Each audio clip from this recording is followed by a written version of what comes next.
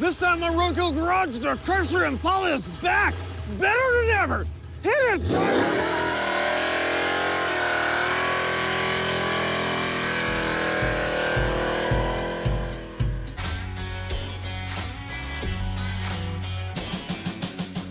We're at Westech Performance in Mira Loma, California, and this is where the Crusher Impala was born with the big block Chevy. In an earlier episode of Roadkill Garage, we rebuilt this 498 cubic inch big block Chevy. And in the most recent episode, we put a Ford 9-inch in it, all QA1 suspension. We drove the thing, we did burnouts, but now we're ready to make it right.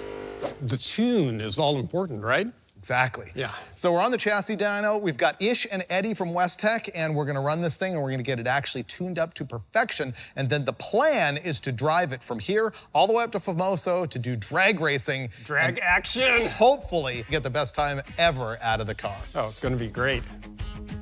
Before we get to running this thing, let me tell you the specs of the engine so you kind of know what we're dealing with here. It's 498 cubic inches. It's 9-to-1 compression. The cylinder heads are a Brodick Race Right with a rectangle port at 294 cc's. The camshaft is a Comp Cams hydraulic roller. It's a blower cam off the shelf. It's got 230 degrees of duration at 50 on the intake and 242 on the exhaust. That is a Wyand 871 supercharger and a pair of Holley 950 CFM blower carburetors. This thing by the end of the day should be making 5 to 7 pounds of boost. It's got to be able to run on 91 octane.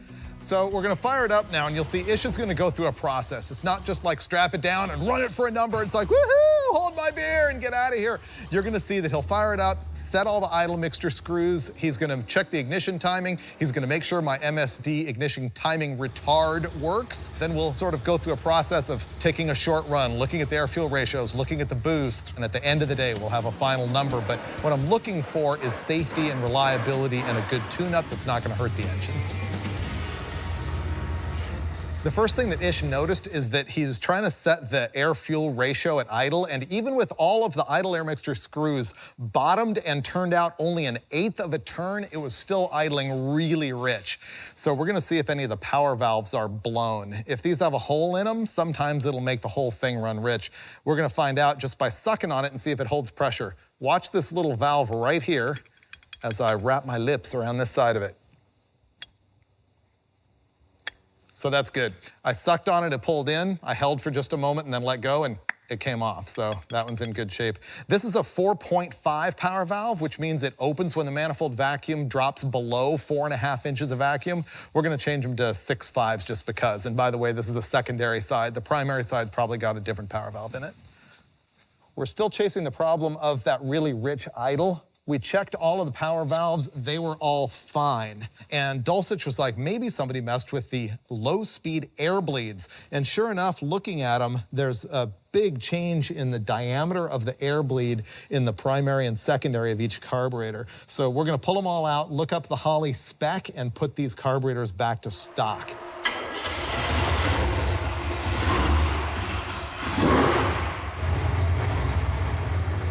Steve Brulé from Engine Masters came by and give us a little bit of the demon tweak. We've got it all bolted together. He's checking the timing right now, and then we're ready to make a full whack.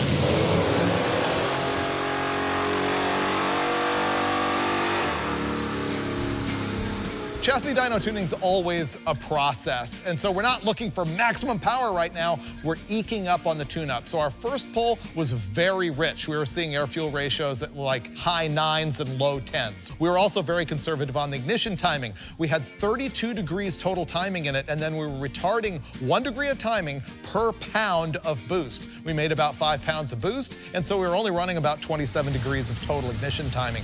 What we're gonna do now is go ahead and crank up that timing, run 32 degrees at wide open. And also Ish noticed that it was backfiring when he whacked it to wide open throttle, so he just threw a couple squirters in the carburetors so that he'd get more pump shot to cover up sort of a flat spot there so that it won't backfire. So here we go again.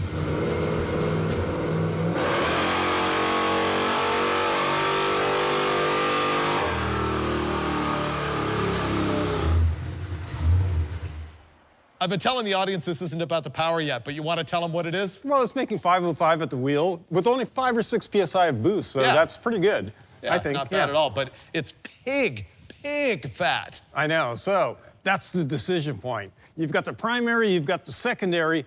Where are you going to take jet out of it? Oh, totally in this case on the primary.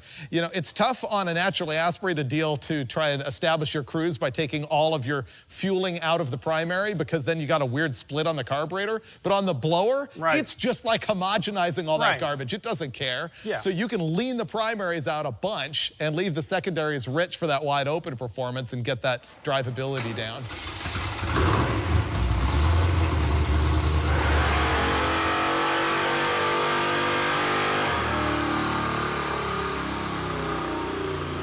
As we keep going with the tuning, right now we're kind of making all the power we're gonna make. 525 horsepower at the tire with only 5 pounds of boost. So it's not too bad. The last thing that you saw these guys do is take some fuel out of the primary side of the carburetor and add it to the secondary side. That way we're trying to get it so that it cruises pretty lean on the primaries, but you've still got all the fuel you need when you're a wide open throttle. The thing is, now we've got such a big spread between the primary and the secondary side that it looks like we're having a problem transitioning. And so we're gonna put an even bigger squirter in the primary side. And so I think we're making all the power we're gonna make at this point, and we're just down to the drivability and tuning.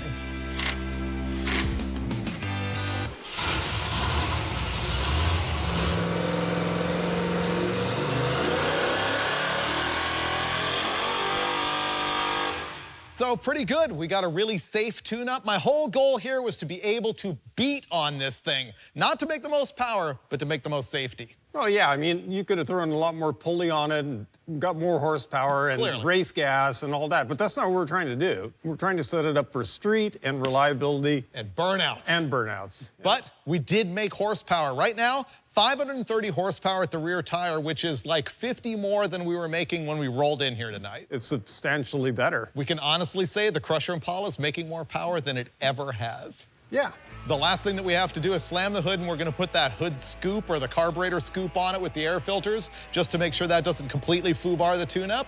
And then we'll be on the road tomorrow, assuming that works out. Fingers crossed, dude. Yeah. We dyno tested late into the night, and the next morning we hit the road. We're gonna go up into the desert and do some burnouts, and finally make our way to Famoso Drag Strip. Ah, we never fixed the power steering. No. That's because we didn't have the parts to fix it. And never will. Nope.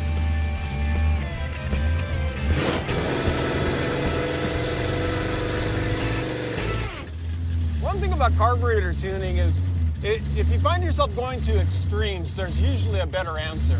It's true, yeah. Have you noticed that? Yep.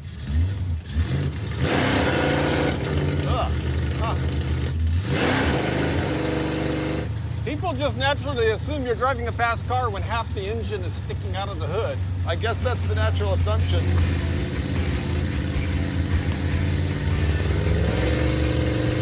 How's the vital signs?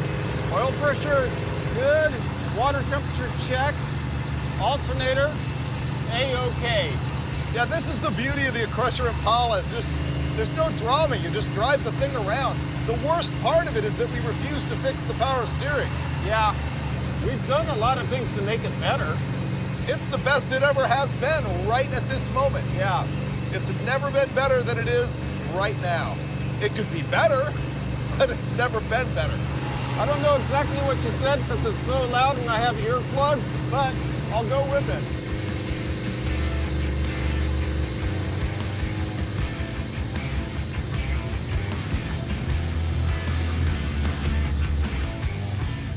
So, essentially, Freiburger, you're going to be my tour guide here. Yeah. These look like barracks over here to the right. All of this was George Air Force Base, which was shut down, I think, in the Bush era, circa like 92, 93, something like that. And it's just fallen to complete ruin. It feels sufficiently post-apocalyptic for the Crusher Impala.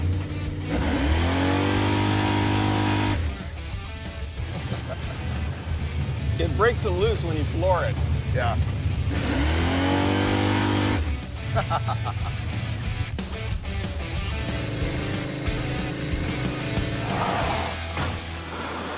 Good morning from the vacation getaway of Ridgecrest, California. Steve, I think we have to address the elephant in the room. Last night, we might have been enjoying a soda pop or two in the hotel lobby while scanning through our social media accounts and reading people's reactions to the 530 horsepower that we made with our blown big block Chevy. People think it's not enough. That was at the rear wheels, though. That's a 700 and something on the engine dyno. Yeah, see, that's a lot of what we, I think, need to talk about here is a lot of people, first of all, they read 530 horsepower. They got to understand that's at the wheels. This is about a 700 horsepower engine at the crank, which is still very low for a supercharged big block Chevy, but you got to just listen to intent. I'll listen. I wanted this thing to fire right up, drive anywhere, idle in traffic, not overheat, run on 91 octane, and take an absolute beating. And that's why we built it so tame. It has a tiny camshaft, very low compression ratio, and almost no boost at all. What the supercharger is doing is building a ton of torque for burnouts. Low end torque, yeah. Yeah. And that's the other question we saw a lot is people like, what was the torque on the chassis dyno? It was 770 pound-feet, but you can't really trust that on anything that has a torque converter. When they roll into it, you got a lot of torque multiplication happening on the torque converter that is going to spike the torque number on the chassis dyno. It'll literally skewer your numbers. Exactly, all of that stuff. And we got skewered on social media because of it. But that's the reason why it only makes 530 the tire, because we weren't building a race car here. But David, what happens if you bolt on the party pulley and fill it up with race gas? Well, this thing, I think, is still limited by a tiny camshaft. Yeah. And a not very efficient street supercharger, but it'd make 850 or something like that. Yeah. Yeah, See, no problem. Safe to say it'll make more. But you know what? Who cares about any of that? Let's go do burnouts. Let's go. Yeah. Are you ready? I am ready. For the violence.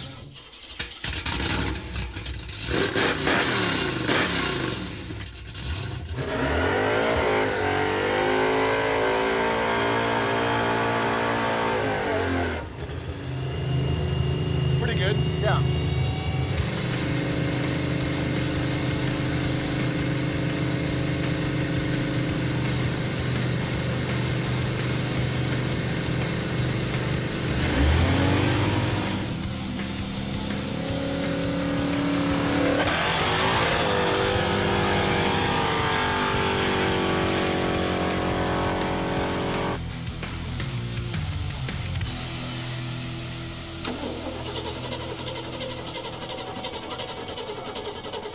Okay, this is weird.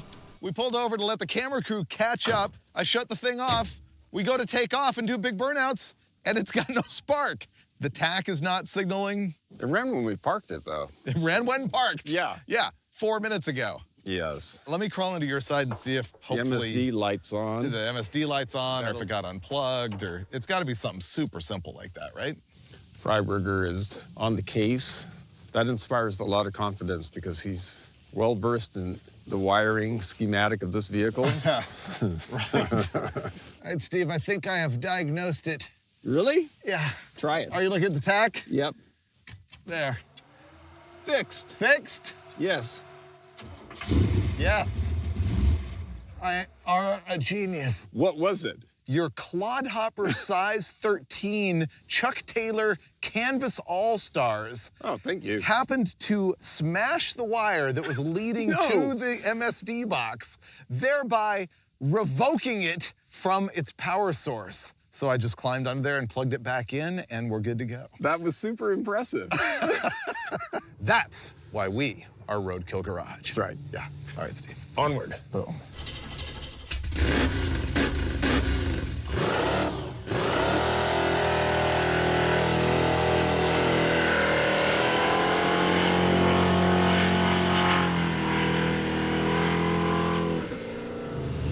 It becomes a little disconcerting considering we have no steering in the car. Oh, I felt great.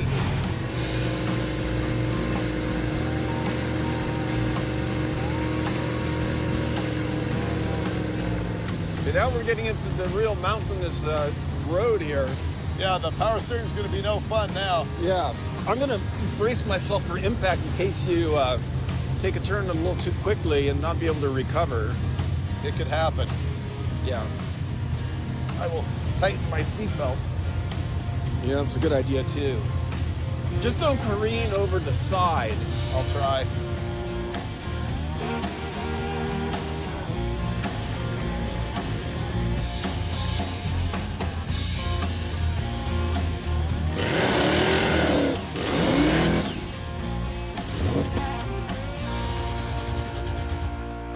And they didn't even care that I destroyed their property. No. There's more of that to come. Oh man, this is super cool. So we were broken down at the side of the road, and there were some guys who recognized the Crusher Impala and flipped around and came back, and they're like, dudes, I'm Dusty, I'm Philip, you gotta come out to our property. So here we are. They've got like a whole bunch of cool old cars sitting around that we have to look at. They said they have a 440 Dart, and they said we have unlimited access to Derby on their land. So this is gonna be cool. Yeah. They're getting the Dart running, dude. Let's go check it out.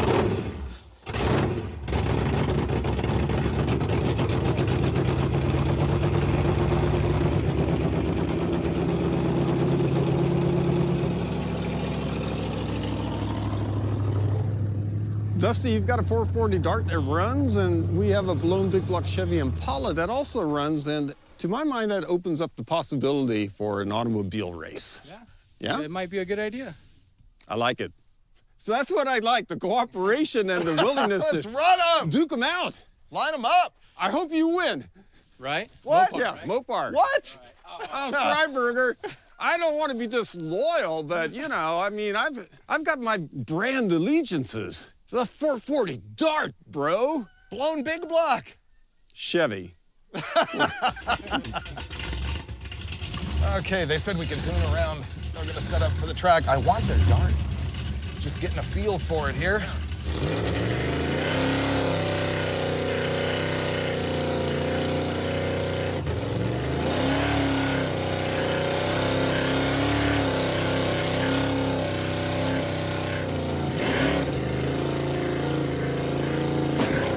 Oh, what'd I hit? I don't know. Did you blow a tire? I think so. Have a look. Well, that was fun while it lasted, which wasn't very long. I hit a piece of metal in the ground and blew the tire like that. Did you notice that once I actually got the angle on the wheel, I was able to hang it in there? Well, you were doing pretty good. Yeah. But you know what? It's the golf balls. There are so many golf balls on the ground that they're actually like slippery when you hit them. You can feel them slide more, even on this dirt. It's They're wild. basically ball bearings. Right. Yeah. These guys had the tools to get the tires off of the Impala, and fortunately, we were able to find a tire store about 10 miles away that had a couple of tires that are gonna work. They're probably not gonna look great, but who cares? Our guy Wiley is out getting them right now, and so we got some time to kill. And so, we're gonna hop in the 68 Dart. This is Dusty's car, and I gotta tell you, this car reminds me so much of the Cheap Thrills Dart, which was a 68 Dart that I built at Hot Rod Magazine circa 1994 and 1995. And I put a big block in it that I ripped out of a Imperial, and it was just, it's a pretty well-known car. And this thing really tugs at my heartstrings because it's like the same thing. So, Dusty's gonna take me for a ride.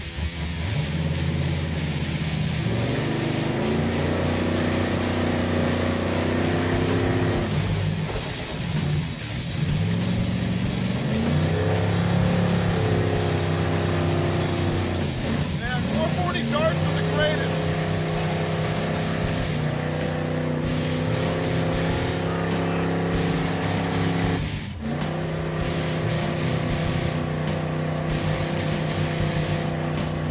I love it.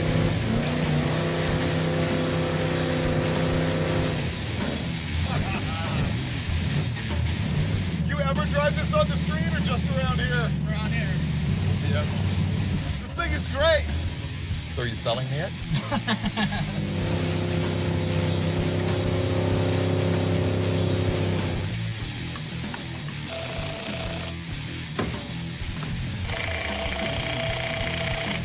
think we're good.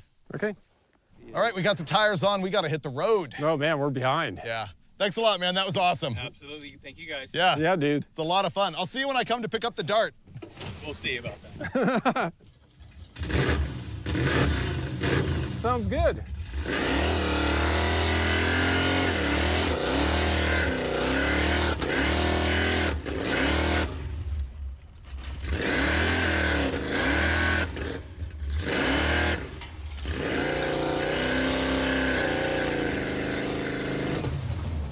That was pretty good. Yeah. Good times. Those guys were cool.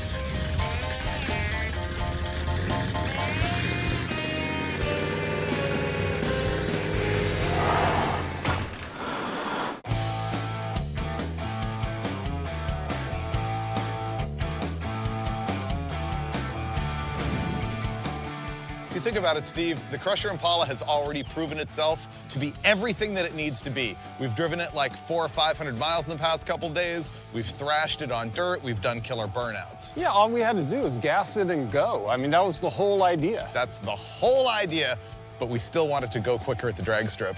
I think we're ready to just bolt our slicks on, do burnouts, and head down the track. I like that idea.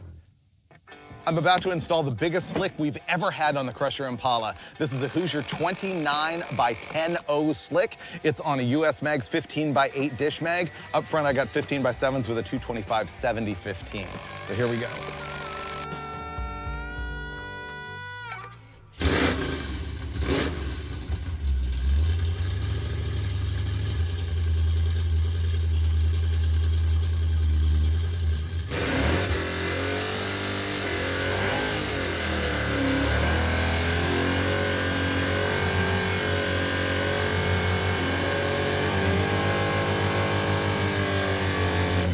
First run of the day. Now, we really have no idea what to expect. It's a whole different combination on the suspension. It's a lot tighter than it used to be, so whether it's gonna hook up or just break the tires loose, I don't know.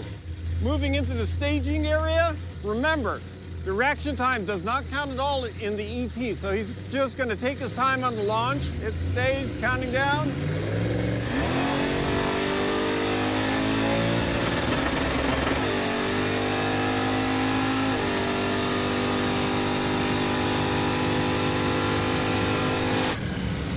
Okay, the new meme is going to be Roadkill Garage and column shifters. For some reason, this thing worked perfectly up till now, and now I can't get the thing to shift right. Same problem as the crop duster. Pretty embarrassing.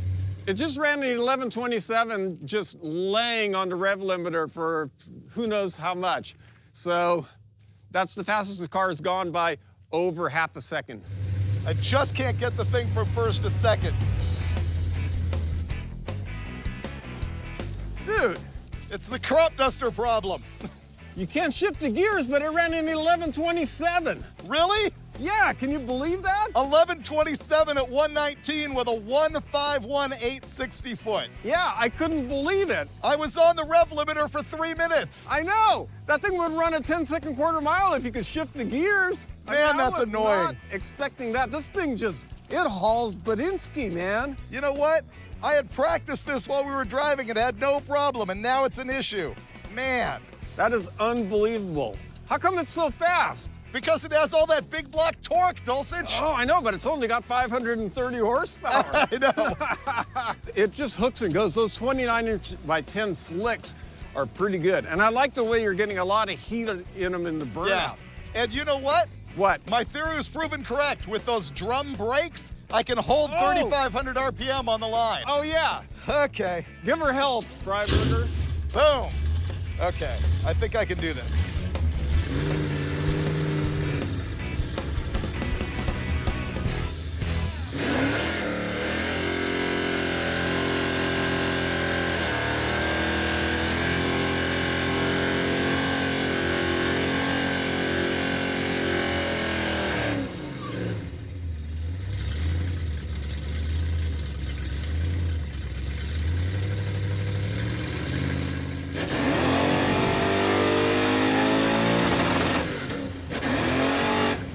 Okay, we've got a definite problem here on the 1-2 shift. Okay, that I don't understand. I left it in drive and it hit the rev limiter. Okay, explain this one to me. I left it in drive. I didn't touch it. Yeah, that's what we were just going to suggest that you do. I was going to say, why don't you try it in drive? I didn't realize you already did that. It doesn't want to shift. That was in drive Yeah. and it hit the rev limiter. So it doesn't matter what you're doing when you're shifting manually. It's not shifting any earlier than it is in drive. Right. And is it dropping fluid on the track right now? You started leaking, you're starting to drop some water. Do you have the fans off? No, they're on. Yeah. Right? Is any of this getting on the track? When it first did it, I thought it was oil out of the breathers. But do you want to pop the hood and see if it's overflowing or anything? Oh no, the battery is. Oh, the battery. That's battery acid. Oh, how'd that happen? I don't know. Look at that hole in the battery right there. It must have leaned back into the alternator. What happened to the hold down? The hold down failed and it fell into the alternator. That's what that is. Yeah. Here's a new kind of failure I've never had before. Thank you very much.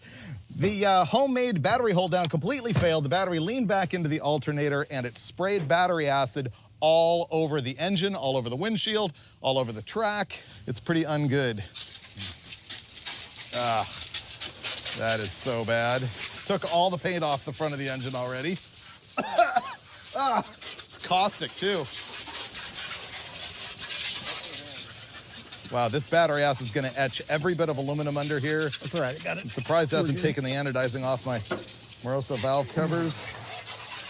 But look how I took all the paint off the front of the heads on this thing. Right there. That was bad. Well, as I predicted, there's your roadkill ending for you. Good news, this thing's half a second quicker than it ever has been, and it did that on the rev limiter for like a day and a half. It did. Yeah. But the good news is, look at those moreShow gold valve covers. It didn't hurt those. It just like etched everything else in sight, but the valve covers are intact. So here's what I'm thinking. What? Fix the transmission, Right. floor shifter, power steering, Right. and then another episode of Roadkill Garage. We're in Joshua Tree Town. I Yeah. always think these are like Dr. Seuss trees. They look just like Dr. Seuss, but they're pricklier than a Dr. Seuss tree, aren't they? No, I think they're the same as a Dr. Seuss tree. I think you can get water if you were in a crisis. I think you're thinking of the elegant Sonoran Desert saguaro cactus. Oh, the saguaro! I probably would have perished in the desert if it wasn't for this little interaction Yeah. talking about the desert. And I believe they're both protected, so the government would rather that you died than extract the water anyway. I aim low, I aim true, on the ground's where I go. I work late where I'm free from the phone. And the job gets done, but your worries some. I know, but the ones who live forever, babe. You treat your mouth as if it's heaven's gate. The rest of you like other TSA. I wish I could go along, but don't get me wrong, you know you're bright as the morning, soft as the rain, pretty as a vine, as sweet as a grape. You can sit in a bedroom, maybe I'll wait.